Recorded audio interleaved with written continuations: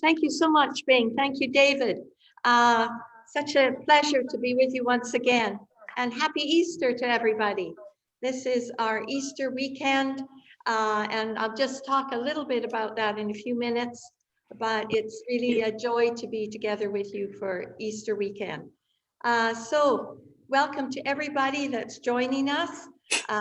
We are going through God's history, and today we come to another important place where we're going to stop. An important part of God's history was the establishment of a new nation, and that nation would be called Israel. And today we're going to think about how God really had prepared and planned a way to have a justice system, which he knew was very important for his new nation. And so we're going to think about that, a system of guiding the people to know what was right and what was wrong, and how to live a life that would be according to God's rules. But before we begin that, I want us to do a vocabulary before I forget it. And so today we are on lesson 7, and we're going to do the 10 commandments, God's standard for living. Redemption. Redemption. Persevered. Persevered. Invisible. Invisible. Precepts. Precepts. Priests. Priests. I think somebody has their sound on. Maybe could you check to make sure everybody's muted? Thank you very much. Just check. Precepts. Precepts. Priests. Summoned. Conditional. Awesome. Photosynthesis. Idle. Adultery. Lust. Testimony. Covet. Account. Fetters. Decay. Stumbles. Soda.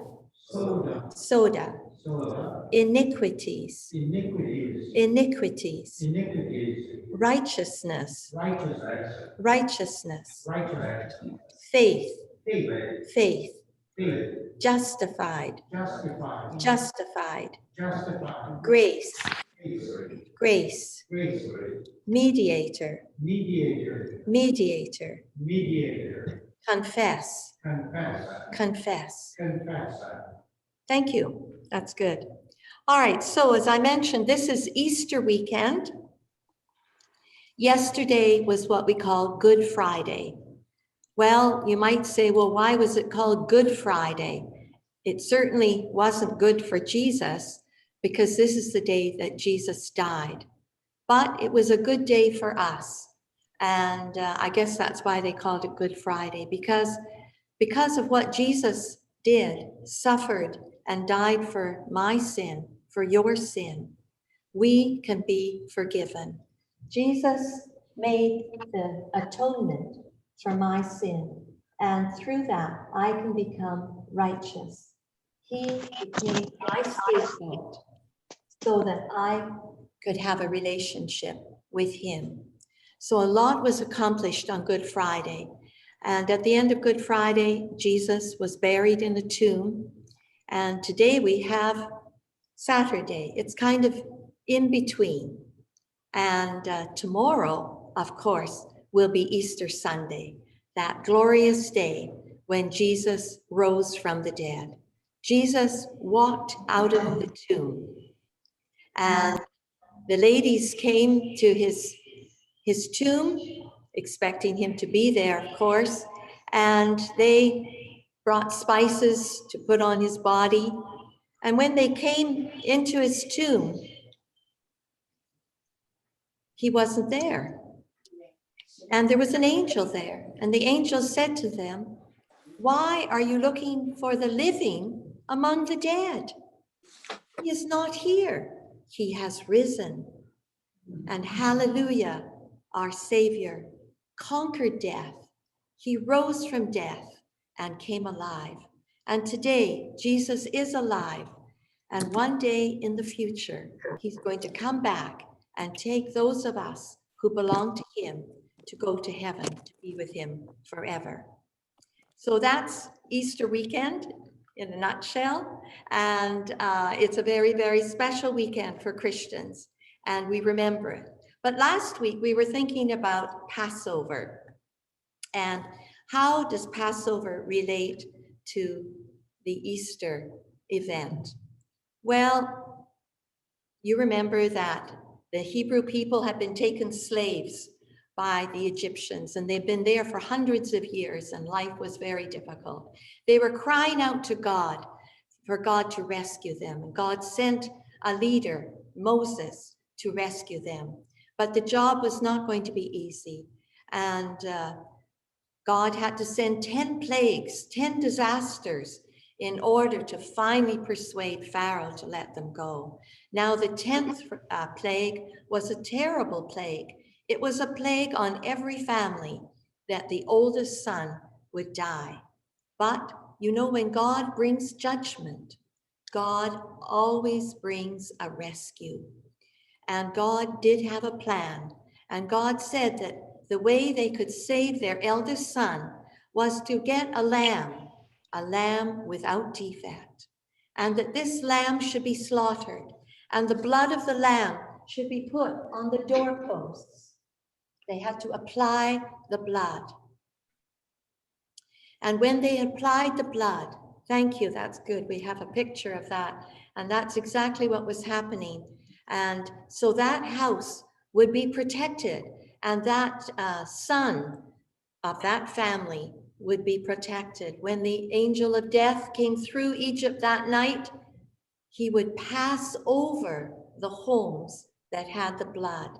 The blood was proof that the scapegoat had been given. And God had put the judgment of the sins of the people on that goat. And you know, that's what happened on Good Friday. Our sins were placed on Jesus.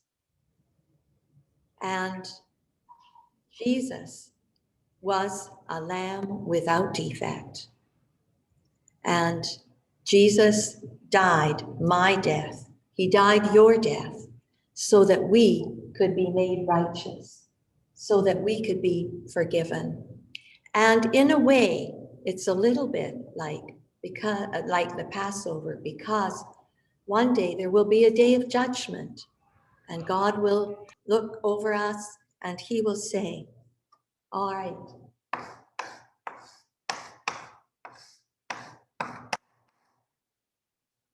you have believed. I see that you have been covered by the blood of Jesus. You are forgiven, and so I will pass over you. You will not have to die for your sin, because you accepted Jesus to be your scapegoat." So each one of us can experience that forgiveness. Jesus did it for the whole world. But only those who have accepted it, have applied the blood of Jesus to their lives, are going to be passed over for judgment.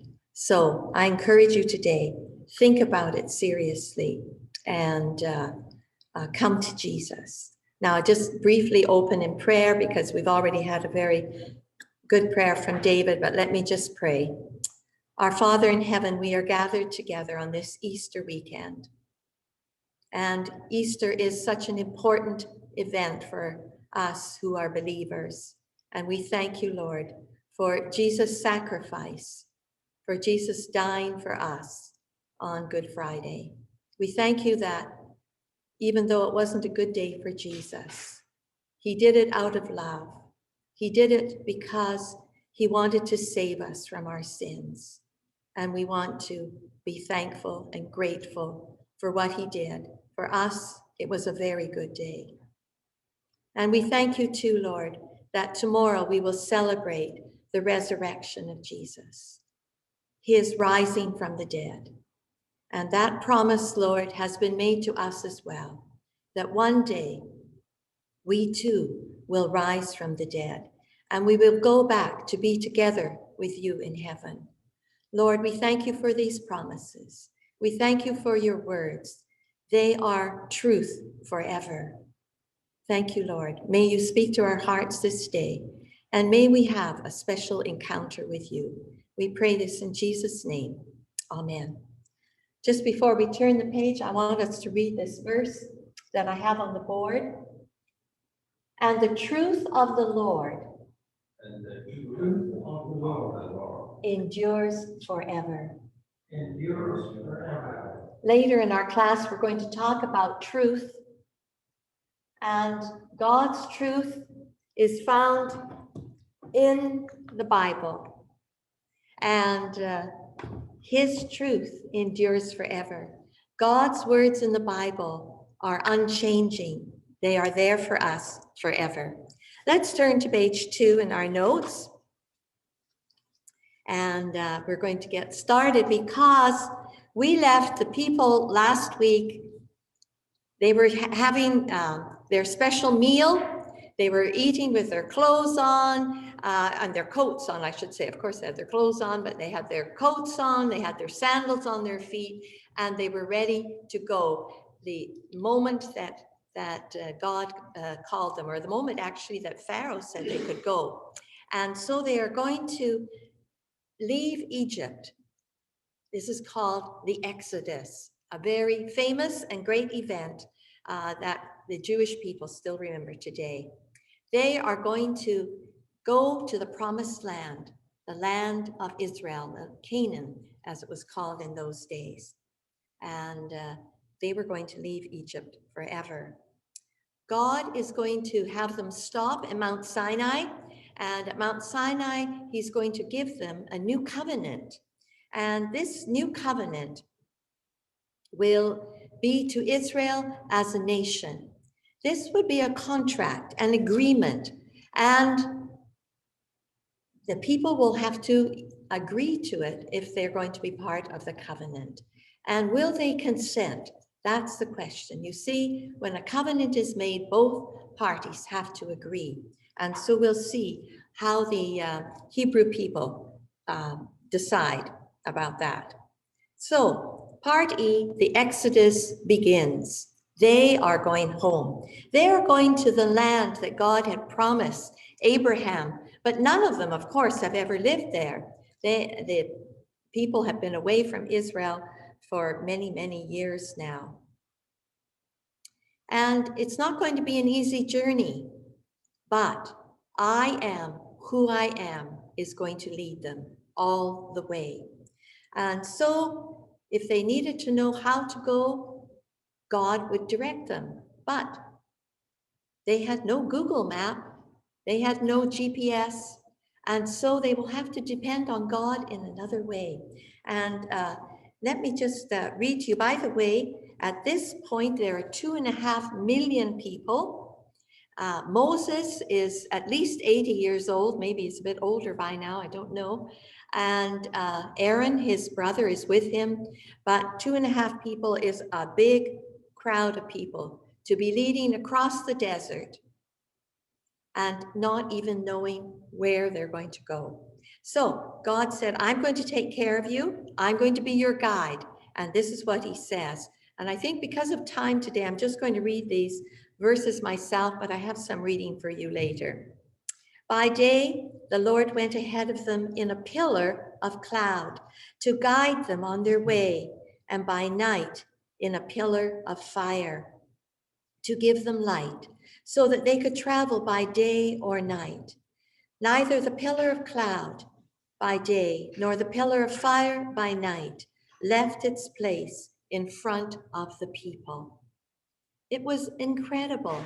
God would be there. They would always know his presence. In the daytime, it would be a cloud. And you know, that was very important for them on the desert. The desert is so hot, but they had that cloud to guide them and also to protect them from the sun. And then at night, they had a pillar of fire. And of course, in the desert, it's very, very cold at night. And so they actually could get warmth from that pillar of fire. But always God was there reminding them that he is the faithful one. He will never leave them. But what about Pharaoh? You see, Pharaoh suddenly realizes that he's lost all of his slaves. And so he goes into a panic and he gets his army together and he has 600 chariots and they start to go after the Israelite people. And the Israelite people hear them coming. They can hear the sound of the horses and they are petrified. They are very, very frightened. But remember, I am who I am has promised to be with them. Let me just read.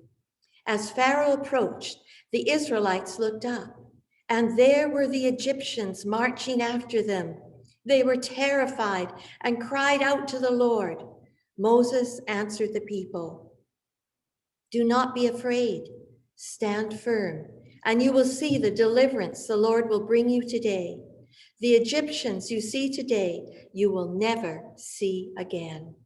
The Lord will fight for you. You need only be still." Hallelujah. And that's exactly what happened. That day, Moses stretched out his hand over the sea. Let me just continue reading.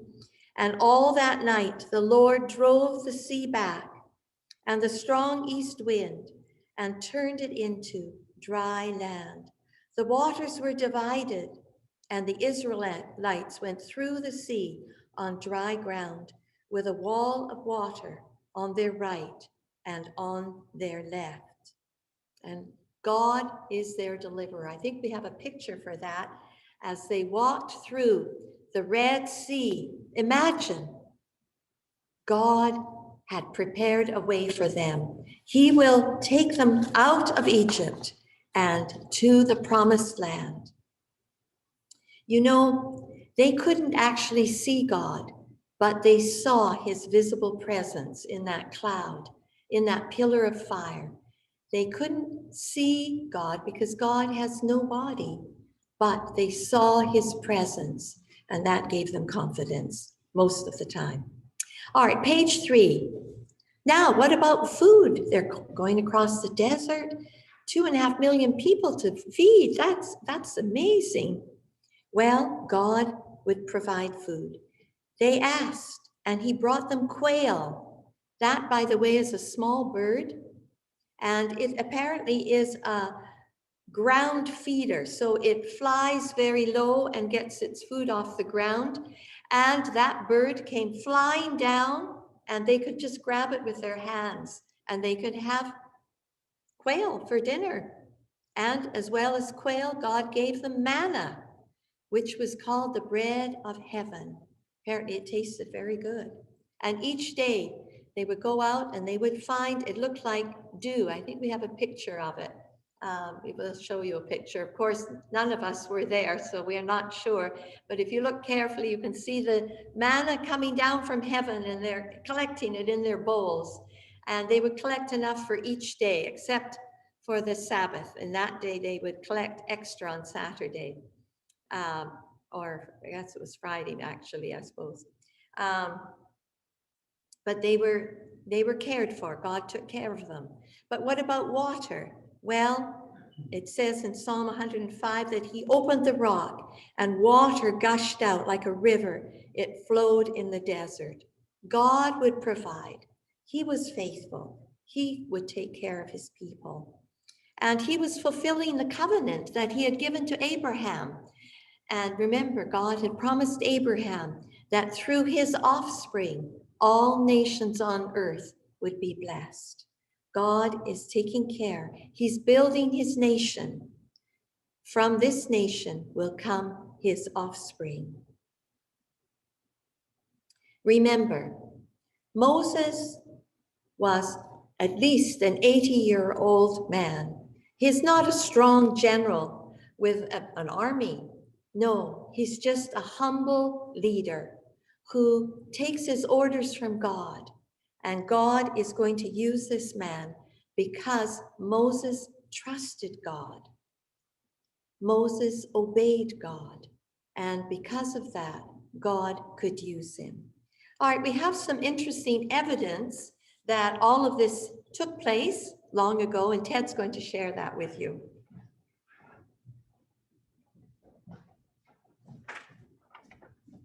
Hi. Again, I'd like to ask, is there evidence that all of this happened other than the ancient Hebrew writings? Well, first of all, the king, the Pharaoh, isn't going to spend a lot of time writing about his failures, have a lot of inscriptions describing how he failed in battle. And in any case, this particular Pharaoh died, and also his firstborn son died. The other thing, which also would explain very little on the Egyptian side of the history, is that I think that shortly after this, Egypt was invaded by a group called the Hyksos. This is a foreign group coming from a little bit east of Egypt. But we do have some evidence here. And could we have the one before that? The one before. No, there's the other one with the stone.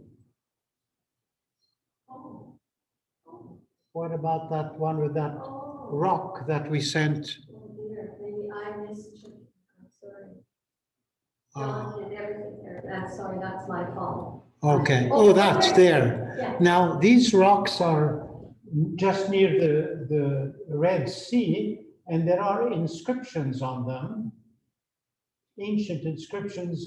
And those inscriptions have very interesting sayings like, the wind is blowing and the sea is dividing in two, or the Hebrews are going through the sea, or a lot of people are dying and the water is covering a big army. So I think that's very interesting to find next to the Red Sea. The other thing is there's another picture there of the Red Sea itself. And there were some divers about 20 years ago, or 22 years ago, and they found two things. One was they found there was a particular area, yes, where the seabed does not go right down, but it's quite close to the surface. And that's very interesting. The other interesting they found was that in the seabed, they found remains of what looks like chariot wheels. So these ones are wooden ones, and so they're covered with sea life, barnacles, and so on. Some of them, like this one here, are metal ones. So that would represent what the Pharaoh would have. And you can tell by the number of spokes what dynasty. These belong to the 18th dynasty. So I think all of these go along with the thought about people crossing over the Red Sea.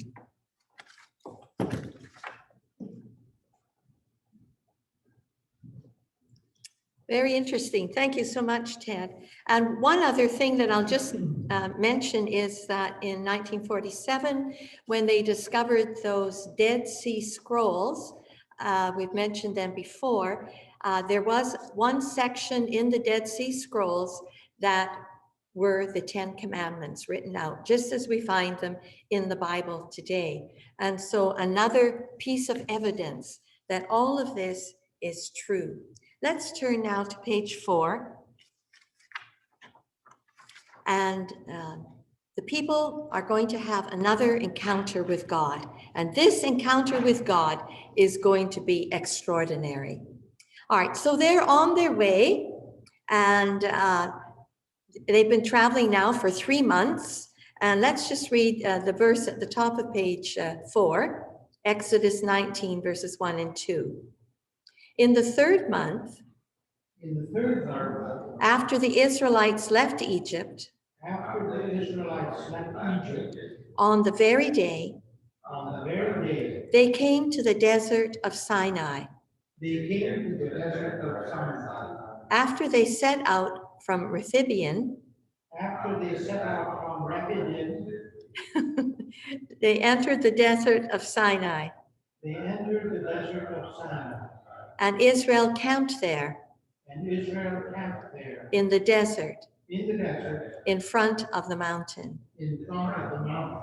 All right, so they have now escaped from Egypt. They're on their own with God, and they're traveling, and now God is saying, now I want you to stop here at the foot of this mountain, Mount Sinai. Now, do you remember what happened? By the way, this mountain is also called Mount Horeb. Oh, good, there's our map. Yes, we must take a look at the map.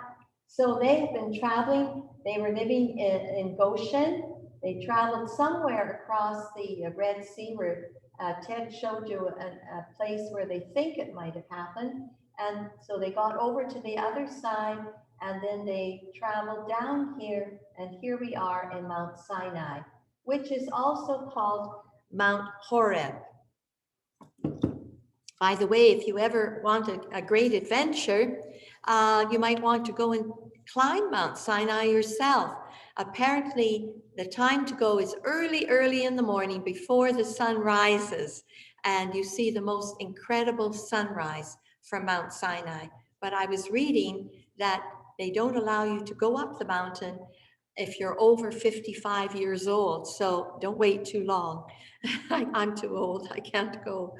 Anyway, Moses met God at this mountain, if you remember, in a very dramatic way with the burning bush. Remember when that burning bush, and then God spoke to him and called him to go back to Egypt? Well, here they are again. And that is a fulfillment of a prophecy that God gave to Moses right at this spot, maybe a year or so before, or maybe it was just several months before, actually. God had told Moses that you will be here with all the Israelites at this mountain after they have escaped from Egypt. And today they find themselves there. So that was pretty amazing. Now I want us to read from our from the Bible, from Exodus chapter 19. This is a very exciting part. They have arrived at Mount Sinai, and we're going to go to verse 3. And we're just going to find out what God wants to say to these people. Let's read it together. Then Moses went up to God. And the Lord called to him from the mountain and said, this is what you are to say to the house of Jacob, and what you are to tell the people of Israel. You yourselves have seen what I did to Egypt, and how I carried you on eagle's wings, and brought you to myself. Now, if you obey me fully, and keep my covenant, then out of all nations, you will be my treasured possession. Although the whole earth is mine, you will be for me a kingdom of priests and a holy nation. These are the words you are to speak to the Israelites. All right, I just want to think about the first couple of lines there. You yourselves have seen what I did to Egypt, and how I carried you on eagle's wings and brought you to myself. I think it's such a beautiful description of God's love for his people, These people are precious to him. And he's saying to them, I carried you on eagle's wings. You know, the eagle is, I think, the most powerful bird of all. Its wingspan is 7 feet. God could carry a lot of people there. And those birds fly at 10,000 feet.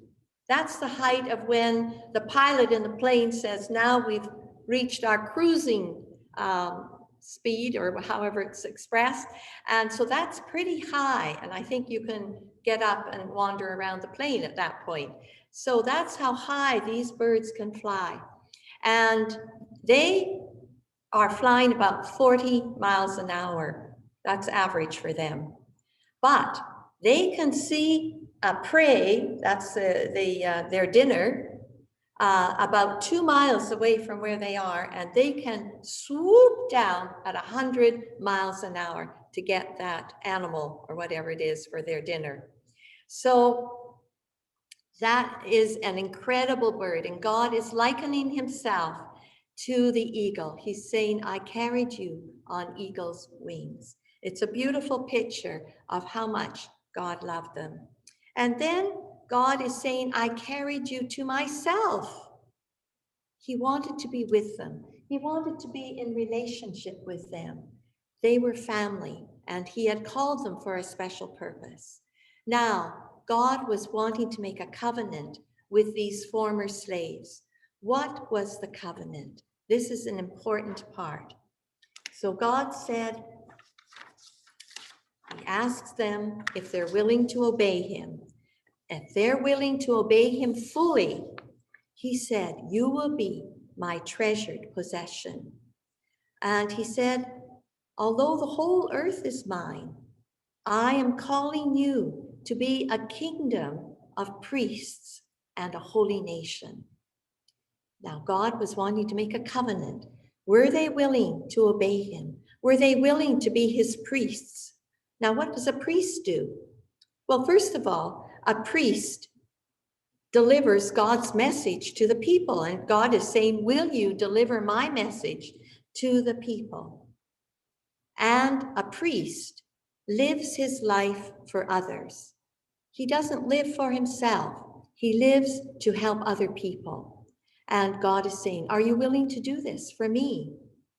And are you willing to be a holy nation? Are you willing to live by my standards and represent me? You see, God is holy.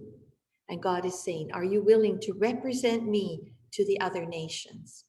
All right, now God is introducing this idea of freedom for all people. We can make our own choices, and God is not forcing them to sign this covenant. No, God is saying, are you willing to consent to it? Are you willing to obey me and do this, take on this responsibility? And we've got to read and find out, how do the people respond to God? So let's read in verse 7. So Moses went back. Verse 7, sorry about that. Verse 7. So Moses went back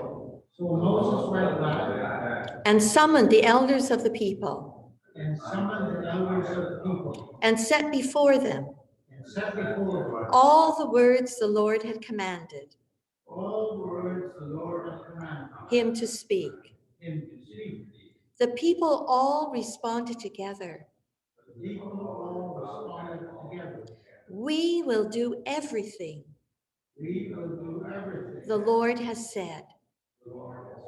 So Moses brought their answer back to the Lord. So what about the people? How did they respond to God's request, to God's covenant? Were they willing to shake hands, so to speak? Were they willing to consent to this covenant? Well, they said, yes, yes, we will do everything the Lord has said. They were eager. Yes, we will do it, God. We want to have this covenant with you. And so God proceeds. And here we're going to see What an amazing experience the people went through as God appeared to them on the mountain. So we're just going to go step by step. I have the verses written on page 4. So we'll just read through them together. The Lord said to Moses, I am going to come to you in a dense cloud, so that the people will hear me speaking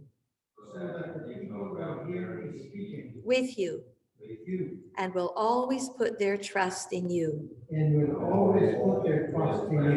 So God is saying, all right, we're going to proceed then, because your people are willing to join together with me in this covenant.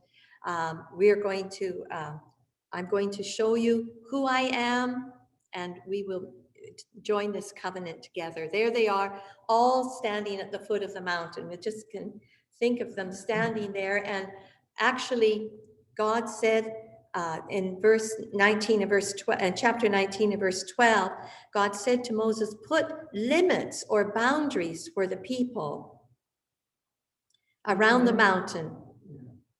Okay, I'll read it. And tell them, be careful that you do not go up the mountain or touch the foot of it. Whoever touches the mountain will be put to death. All right, remember, God is holy, and the people cannot come close to God because they are not holy. And God has put a boundary there, and they have to stand back from the mountain. And we have to remember too that we are not holy, and we cannot come directly to God without being washed in the blood of Jesus. So let's move on to page 5. And on the morning of the 3rd day, there was thunder and lightning with a thick cloud over the mountain and a very loud trumpet blast. Everyone in the camp trembled. This was an awesome occasion. This was incredible. They were seeing the presence of God, although God was invisible. And they saw it in this cloud. They saw it heard it in the thunder. They saw it in the lightning, and everybody trembled. There was a loud trumpet blast. Everybody was frightened, wondering what was happening. And then number 6, Exodus 19 and verse 18. Why don't you read this one with me? Mount Sinai was covered with smoke because the Lord descended on it in fire. The smoke billowed up from it like smoke from a furnace. The whole mountain trembled violently, and the sound of the trumpet grew louder and louder. And then just continuing, the Lord said to Moses, come up to me on the mountain and stay here, and I will give you the tablets of stone with the law and commands I have written for their instruction. So Moses is going to go up the mountain, and he's going to be with God for 40 days. And God will give him 2 tablets of stone. And on these tablets of stone are written the 10 commandments.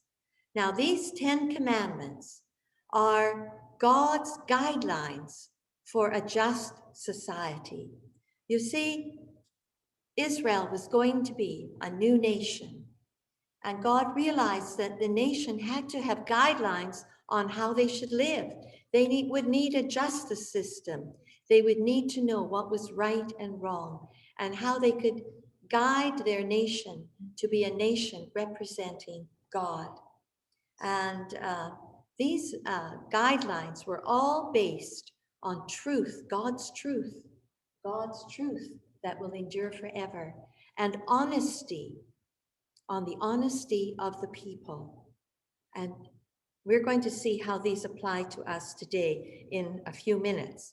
But these would guide people's relationships. You see, a society really is based on the relationships of people, and it begins in the family.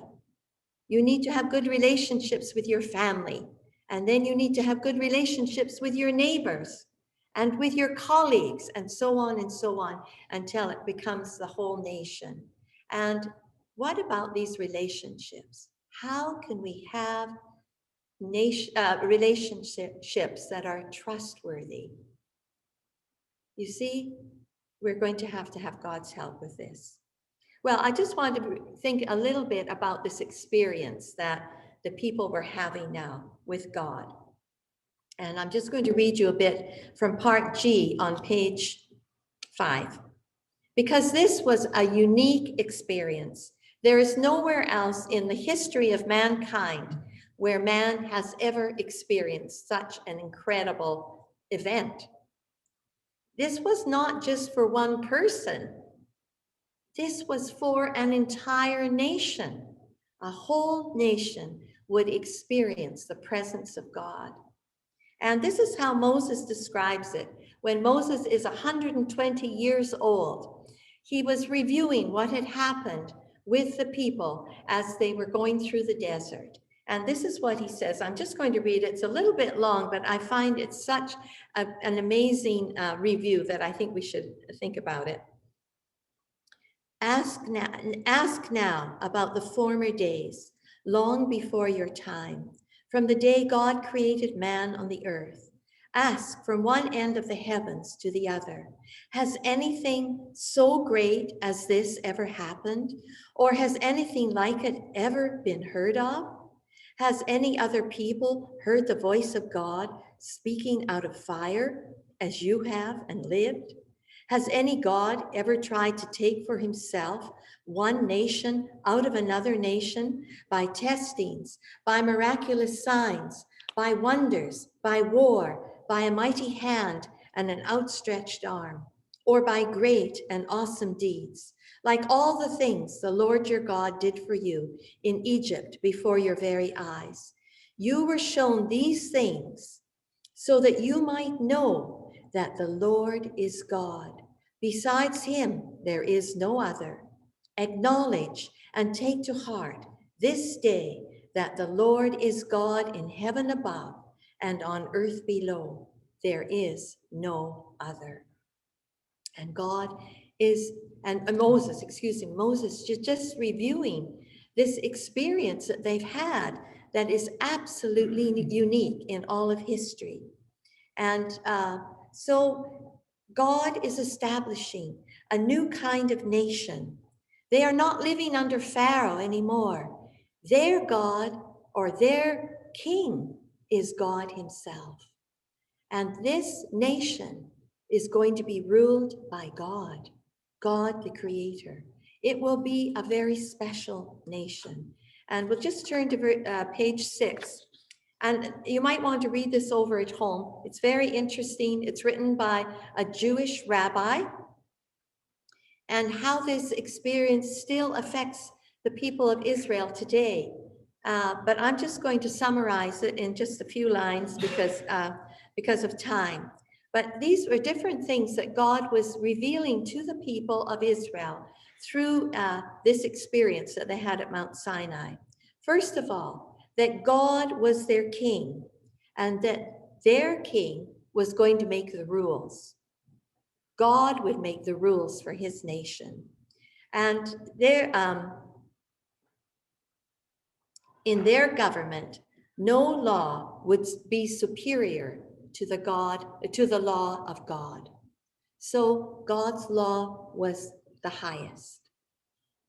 Secondly, the government was only legitimate under the consent of the people.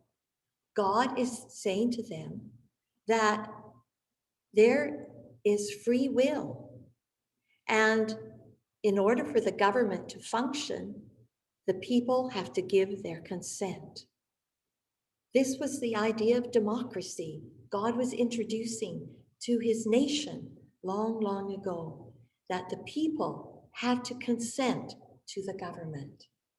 And thirdly, all citizens are equal. Each citizen was allowed to vote. Each citizen was asked, are you willing to consent?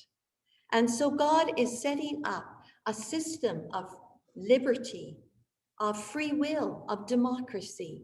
And God is telling his people how he wants them to govern their country, their new nation.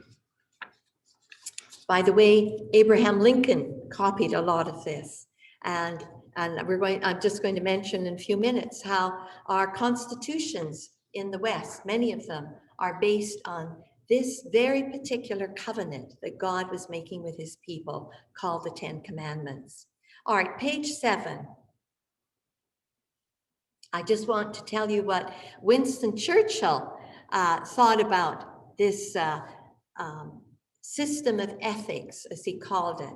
He said that this system of ethics from our Creator is the most precious possession of mankind. Let me just read what he said. We owe to the Jews in the Christian revelation a system of ethics, which, even if it were entirely separated from the supernatural, would be incomparably the most precious possession of mankind, worth, in fact, the fruits of all other wisdom and learning put together. On that system and by that faith, has been built out of the wreck of the Roman Empire the whole of our existing civilization. And Churchill was so grateful to the Ten Commandments. He said that this is really the most precious thing that all humans have, because it shows us how to manage a nation. All right, well, I want to just go on now, and we're part I on page 7, and we want to think a little bit more in detail about these 10 commandments. These commandments are called the Torah in the Hebrew Bible, and just as God had natural laws in the physical realm, he would have moral laws in the spiritual realm. But just think about some of the natural laws that we have, because God knew that he could never operate the universe without laws. Laws were very important. And we have the law of gravity, of course. Imagine if God didn't have the law of gravity. We would all be floating around. Society would be completely chaotic. We couldn't control anything. The rotation of the earth around the sun. God set this into motion thousands of years ago, and still it hasn't changed. And everything is still running smoothly because God knew what he was doing, and he created everything to be done in order so that his world could operate in order. Just think of your body for a few minutes. Think of the system of circulation. How could you live without the blood running through your heart and through your veins and arteries and so on? How about your breathing system, respiration, the digestive system, the reproduction system, the nervous system? All of these systems God put in order so that we could function as a human being and we could have a good life. Well, that was in the physical realm. Now, how about in the moral and spiritual realm? God also had laws. These are absolutes. God is saying you need to follow these laws in order to have a nation that will operate smoothly, that will operate in order. Well, of course we need laws. Imagine going to a hockey game where there were no laws. Imagine what would be happening out there on the ice. Or driving your car down the highway if there were no laws. We need laws, we need rules. Everybody realizes that. And God is saying you need moral laws as well. You see, the moral laws are the basis for right and wrong. Breaking them is sin and leads to death of our relationship to God. Very, very important. That's part B there. maybe I could just read that again to you because I think it's a very important statement. God's moral law gives us his principles, his guidelines for right and wrong. Breaking them is sin, bringing death to our relationship with God. Now, these laws are the foundation for God's new nation. They are how society was to operate. You see, to have relationships, you have to have trust. If there's no trust, a relationship will break. And you see, these relationships are, trust is based on truth and honesty. Now, just think for a moment. If you have a friend, but you find that your friend is telling you lies all the time, after a while, you just feel you can't trust that friend and you don't really feel comfortable having a relationship with them because trust is very, very important. Now, trust is important in the family. We need to be honest with each other. We need to tell the truth. If we don't, well, there's a breakdown because relationships are very fragile. And then what about with your neighbor? You need to have trust with your neighbor. You need to be honest. You need to be truthful. And the same with your colleagues and so on. It goes up the line. God is saying you need to have a moral structure for relationships in order to have the nation running properly. Truth is very important. I just want to read this again because I think truth is such an important thing. And the truth of the Lord endures forever. You know, we can be certain about the words that we read in the Bible because these words come from God. And God tells us that his words are unchanging. God's words don't change. What God put in order thousands of years ago is still relevant for today. There's no need to change his words. And God is saying, you need to follow my words. But today, in our society, we have a problem. In 2016, a new word was added to the dictionary, and that word was, post-truth. Post-truth. That means the disappearance of truth. What? The disappearance of truth. And in fact, I'm very sad to say, and as probably you have realized yourself, that it's very difficult to find truth today. You see, I hear them on the news, I hear them saying, well, that was his truth, and that's your truth. And they don't happen to be the same thing. Well, truth is truth. It doesn't change from one thing to the other. And even the media, we can't trust the media because we don't know if they're telling the truth. God is saying relationships will collapse without truth. Very, very sad. Let's turn to page 8. And at the top of page 8, we have a very important verse again. Let's read it together. Long ago, I learned from your statutes. That's your laws. That you established them. To last forever. And God is saying, my truth, my words must last forever. They are unchanging. And this is the basis of Israel's constitution. And God is saying to them, I want you to remember this constitution always. Don't forget it. And I just very quickly will read from number 3 there, Deuteronomy chapter 6. Hear, O Israel, the Lord our God, the Lord is one. Love the Lord your God with all your heart and with all your soul and with all your strength. These commandments that I give you today are to be upon your hearts. Impress them on your children. Talk about them when you sit at home, when you walk along the road, when you lie down, when you get up. Tie them as symbols on your hands and bind them on your foreheads. Write them on the door frames of your houses and on your gates. And God is saying, don't forget these words.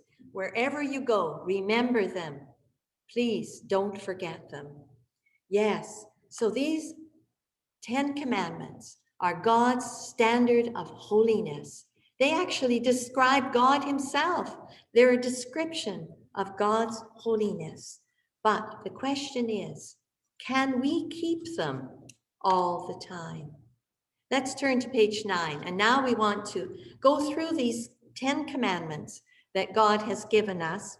And I want you to think about them as you're reading them and ask yourself, do I accept this commandment as from God? And then secondly, am I keeping this commandment all the time? Have I kept it always, my whole life? Or have I broken this commandment? All right, let's start then with reading. I think we're going to read from our Bible reading sheet. So let's turn to Exodus chapter 20, and we'll start at the top there, verse 1. And God spoke all these words.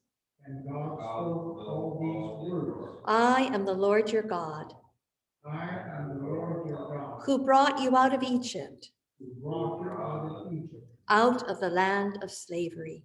out of the land of slavery. And this is where God begins. God is just, this is not a commandment. This was just how God introduced the 10 commandments. And God is saying, you know, I'm the one who rescued you. I'm the one who loves you. I took you out of Egypt. Now, listen to what I have to say. I'm telling you these things because I love you and I want to guide your life in a way that will give you a good life. So commandment number 1, verse 3, you shall have no other gods You shall have no other gods before me. before me. This is where we start. God is saying the first commandment is no other gods before me. What does that mean? It means that we worship only God. God doesn't want us to worship anybody else. You see, he was the God who created us, who made us, who rescued the people of long ago, and is still rescuing us. God has a new rescue plan for each of us, and God is saying, I have rescued you. Don't have any other gods before me. This is where we have to begin. You need to only worship me. In fact, you cannot worship any other God and follow these commandments, because by worshiping me, by having a relationship with me, enables us to obey the commandments. All right, let's look at the second commandment, and you read it with me. You shall not make for yourself. You shall not make for yourself An idol an idol in the form of anything in the form of anything in heaven above, in heaven above or on the earth beneath, or on the earth beneath or in the waters below. or in the waters below. You shall not bow down to them You shall not bow down to them or worship them. or worship them. Well, what is an idol? An idol is something that we devote our time to. And it's something that's very, very important to us. And I want you to think, do you have any idols? Are you obsessed or possessed by something that you really can't stop loving, can't stop giving your time to? God is saying, whatever you devote your time to, that is your God. And today we have many gods. There are, of course, the gods that are graven and they're made to look like what people think God might look like. And God says you are forbidden from making any idols like that. Because see, the trouble is if we bow down to an object, we are worshiping the object and not God himself. And that is a problem. But there's another problem, that today people are worshiping money They're worshiping pleasure. They might be worshiping education and all sorts of things. And so we must think, what is my idol? Now, God is not against education. He's not against money. He's not against pleasure. But God is saying, I want you to put me on the top. If you put me above all other things, then everything will come into order. So we put God first. He's our priority. And then the other things fall into line. Are you willing to do that? That's what God's asking us. You see, the trouble with idolatry, the worship of idols, is that no idol ever created anyone, nor can they recreate us. No idol can redeem us from our sin. The problem with idol worship is that it's worshiping what we have made rather than the one who made us. And God actually tells us that he is a jealous God. Now you might think, oh, God shouldn't be jealous. But in this case, it's perfectly okay. Because God is saying, if you're worshiping other gods, then I am jealous because I'm the God that made you. I am the God that rescued you. You shouldn't worship another God. All right, the third commandment. Let's read it. And this is in verse 7. You shall not misuse the name of the Lord your God.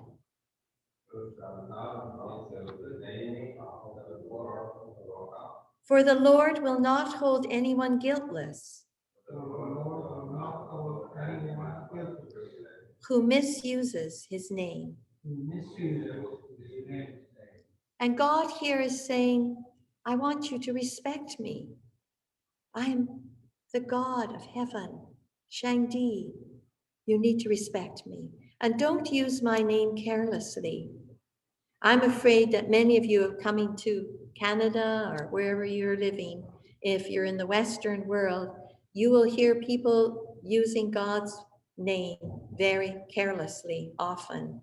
And God is saying that's not right. And it isn't right. And when people do use God's name in a careless way, it's showing that they have no respect for God. And that isn't following the 10 Commandments.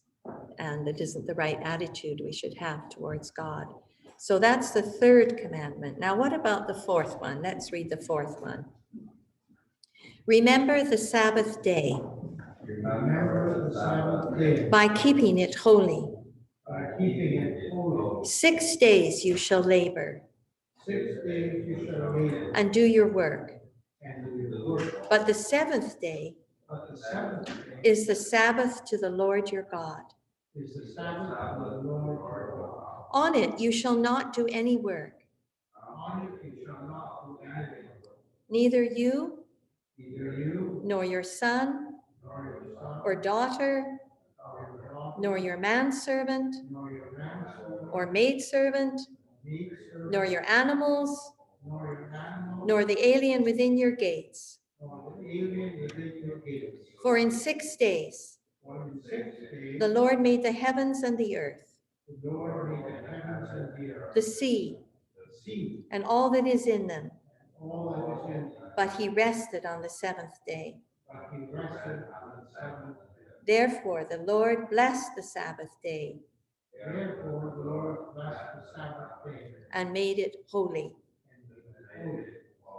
So the fourth commandment, God is saying, I want you to keep the Sabbath day holy. You need a day of rest. In fact, God needed a day of rest after he'd finished creating the world. He took the seventh day to rest. And what should we do on that seventh day? Well, if we love God and we want to walk with God, then God is telling us this is the day of worship. In fact, I think it's part of Chinese culture. What do you call Sunday in Chinese? Li Bei Tian? Li Bei Tian. What does it mean? Worship day, the day of worship. And so there you are. Just follow your own Sunday there. And also, a Sunday is a day of rest, It's good to be together with God's family, although that's difficult during COVID, but certainly it is something that we hope one day we'll be able to do again. And also, you know what? You need a day with your family. I know you all work very, very hard.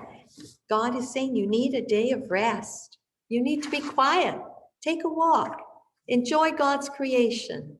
And God is asking us to do that. All right, so those first 4 commandments are all relating to God. That's our vertical relationship with God. The next commandment is about family. And it comes in verse 12. Let's read it together. Honor your father and your mother. Honor your father and your mother, So that you may live long in the land so that you may live long in the land the Lord your God is giving you. the Lord your God is giving you. And here God is saying you need to take care of your parents. You need to respect your parents. Well, I don't need to say very much to you about that because I know Chinese people are famous for looking after their parents and respecting the elderly. And so just keep on doing what you're doing. It's absolutely according to God's rules. But I think God is saying a bit more here. He's talking about the family. And God is the one who designed family, mother, father, children. And this was God's idea. And this is actually the basis of society, the family. And the family is a very, very important part of society. And today, unfortunately, the family is decaying. The family is collapsing. And I was absolutely amazed when I read in the paper recently that in 2019, there are 20 million American families with no fathers. 20 million with no fathers. This is a tragic, tragic thing. You see, without a father, without a mother, things don't function the way they should. Now, sometimes there's a tragedy, a disaster, and maybe something has happened and the family is incomplete, and this is very sad. But in many cases, it's just because of these relationships breaking down, the lack of trust between one another, and this brings an end to the family. So we need to really focus on being together with our family, making the family strong. You know, one of the ways we can do this is by eating together. I'm surprised, but there are many, many families that rarely eat together. And the statistics show us that families that don't eat together, the kids have a lot of problems. And you know, the more of these technical devices that the kids have, the more it sort of breaks up the family. And we have Johnny over here watching television. We have somebody else on their phone playing a game. And so the family doesn't work together. They're not communicating. They're not inquiring how each other is doing and thinking about each other. They're not working as a family unit. So it's something we need to make an effort at, and I encourage you. All right, so we're going to turn now to page 10.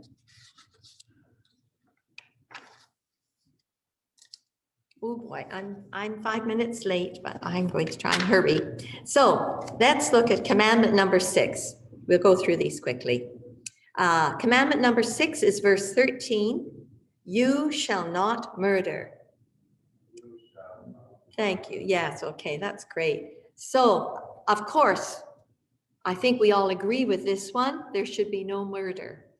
And of course, we're absolutely against murder. And none of us, I think, would agree to murder. But you know, today in our society, there's a lot of murder going on. And this is a very sad thing to have to report. But I've just read this recently too, based on figures from the World Health Organization. There are an average of 73 million abortions a year in the world. 73 million babies are being aborted. These are children that the right to life has been taken away from them. And this is another terrible tragedy that so many children are never allowed to be born because they've been aborted. And on the other side, we have something called euthanasia. And this is becoming more and more prevalent even in Canada and the US, where people are allowed to die when they choose. First of all, it started out with the elderly people. They say, well, they're very old, and so they let them die. But now it's coming down right to young people. And, if you're having a bad day or something, you can just go to the doctor. And you'll be shocked to hear this. We know of a case in Belgium where a man was called up and he was told that his mother had just passed away. And his mother was perfectly healthy. He was totally shocked. And he said, well, what happened? Well, the doctor said she came, she was feeling depressed and she wanted to die. And so I just euthanized her. I put her to death. And this is what's happening. I'm sure you're shocked, but this is our nation today. You see, we're far from God and we're breaking these commandments left, right, and center. But Jesus went on to talk a little bit more about murder. And let me just read to you what Jesus said about murder. This is in Matthew 5. You have heard that it was said to the people long ago, do not murder, and anyone who murders will be subject to judgment. But I tell you that anyone who is angry with his brother will be subject to judgment. And Jesus is saying here, I want to go to the source of murder. Where does murder come from? Well, Jesus tells us murder comes from anger. And God is saying that even anger is subject to judgment. You see, unfortunately, anger is like mental murder. The person is mentally murdering the person. And God is saying, I look at your heart and I see what's in your heart. I see anger in your heart. This is not holiness. We need God's help. We see that none of us is perfect. None of us can come to God by our own effort. We have failed him many, many times. Let's go on to commandment number 7. This is in verse 14. You shall not commit adultery. All right. I think you all know what adultery is. Adultery is someone who's married having an affair with someone outside of their marriage. And God is saying, you can't do this. Of course, we can see the problem that it causes. How can there be trust if one member of the marriage is having a relationship with somebody else? The trust is broken, the relationship collapses. And so God, of course, is on the side of a strong marriage. God is saying you need to respect your marriage. You need to work at getting your marriage working in a good way. This is what God is saying. You need to protect your marriage. But what about Jesus?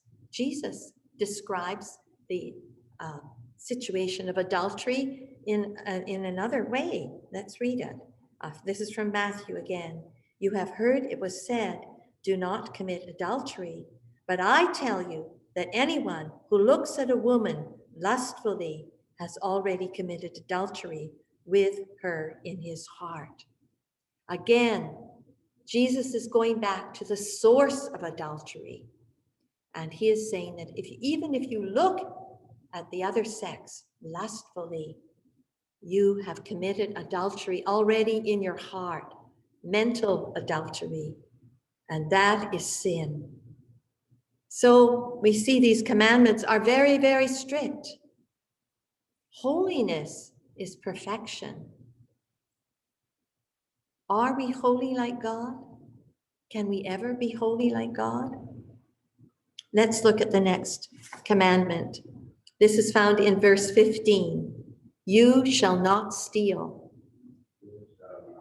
Steal. All right.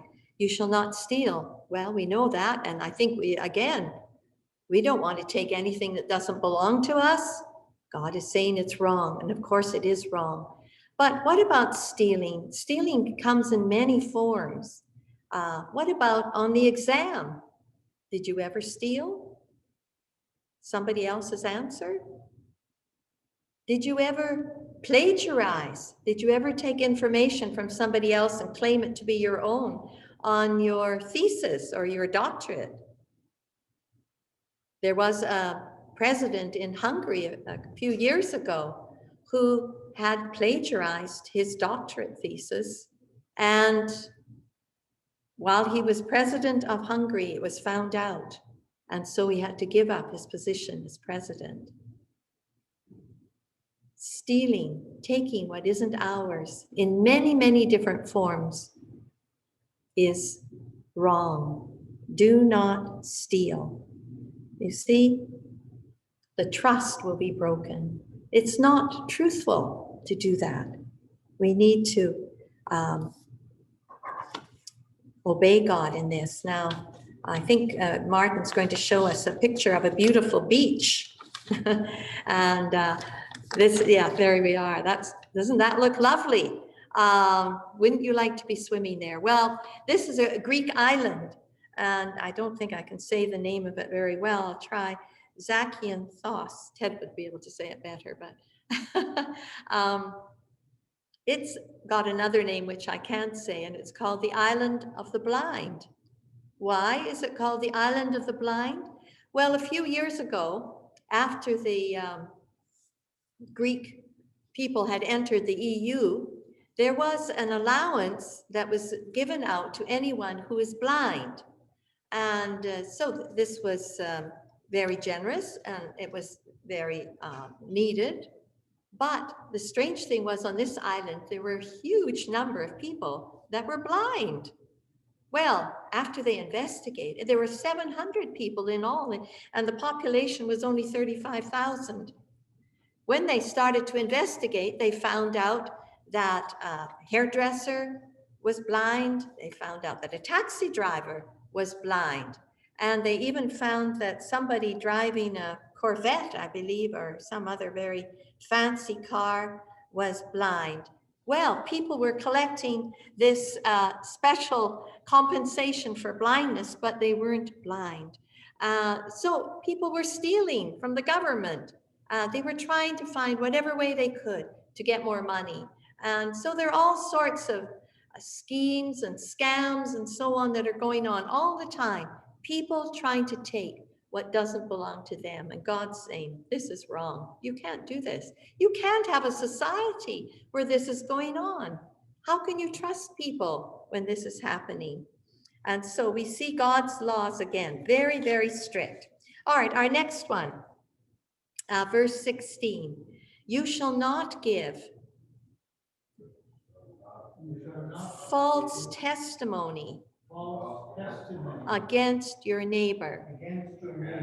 Well, what is God saying here? God is saying no lies. You have to tell the truth. For God to set up a new nation, he needed a system of justice, which would be based on honesty. No lies. Of course, we know from our previous class that Satan is the father of lies. We don't want to copy Satan. And we need to be honest. And of course, to run a country, you need a system of justice that is honest. If the system of justice becomes corrupted, the whole country collapses. And God is saying, no lying. You must be honest with one another. So I think we all can agree to this. Again, being truthful is the best policy. In the country of Guatemala, a few years ago, they were receiving a lot of aid and so on from other countries, and the people were very, very grateful for it. But what they said was, actually, the thing that we want the most is a government without corruption. That's what they wanted, a government without corruption. And that's, of course, what we all want. Page 11. Our final covenant, our final, commandment, and let's just read it together. Verse 17. You shall not covet your neighbor's house. You shall not covet your neighbor's house. You shall not covet your neighbor's wife, You shall not covet your neighbor's wife, or his manservant, or his manservant, or maidservant, or maidservant, his ox, his ox, or donkey, or donkey, or BMW, or anything that belongs to your neighbor. anything that belongs to your neighbor. I didn't think any of you probably had an ox or a donkey, but you might covet your neighbor's BMW. So that's putting it in today's terms. But God is saying, don't covet. What is coveting? Coveting is wanting what your neighbor has. And God is saying, be content. Don't always try and be looking for more. Don't be jealous of somebody else. Be content with what you have. You see, coveting is only in the mind, but that's where all of these things begin. So God is saying, even your mind has to be holy. You can't hide anything from me. I see it all. All right, well, those are the 10 commandments. And I'm wondering now at the end of them, can you say that you have obeyed all of those commandments for your whole life? I doubt it. And why did God give these 10 commandments? He must have known that the people could never, ever obey them all. They weren't like God. Well, I think God gave them the 10 commandments to show them that they weren't holy, that they could never make themselves holy, and that they needed God's help. This is why God gave them to them. But they're a guideline for us, and we still need to think about them and keep them in our minds. Now, these 10 commandments are the basis for the, the constitutions in the West. And I think I'm just going to leave it at that because I'm out of time. But the US and Canada have both based their constitutions in many ways on these 10 commandments that God gave the people of long ago. So now we're going to have our breakaway or breakout, and I hope you'll be able to have some good discussions about these 10 commandments in your group. I've given the leaders some questions to ask. So we'll see you in 10 minutes. Okay, so Margaret,